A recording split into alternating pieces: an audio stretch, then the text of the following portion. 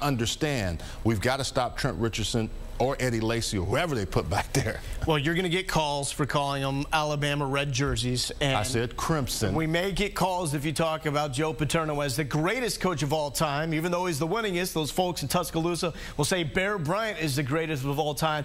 But we know this, when it comes to the Alabama players, a great deal of respect to their head coach counterpart in this ballgame. Britton Lynn has that story in our Campus Connection. Penn State coach Joe Paterno is known as a legend across the nation, even among the Alabama football team.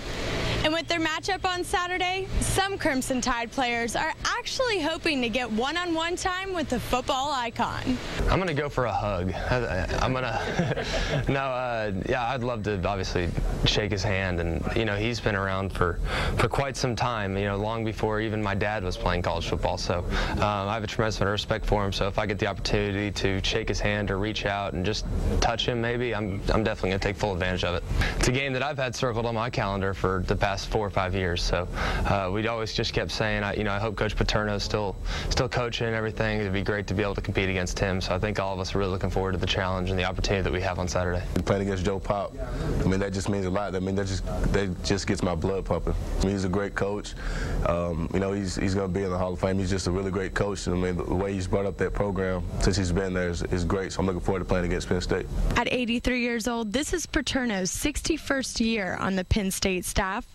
So the real question now is, will Nick Saban still be coaching at Alabama when he's 83? I don't think so. I have a tremendous amount of respect for guys like Joe Paterno, Bobby Bowden, who have, you know, done this for so long and been extremely consistent.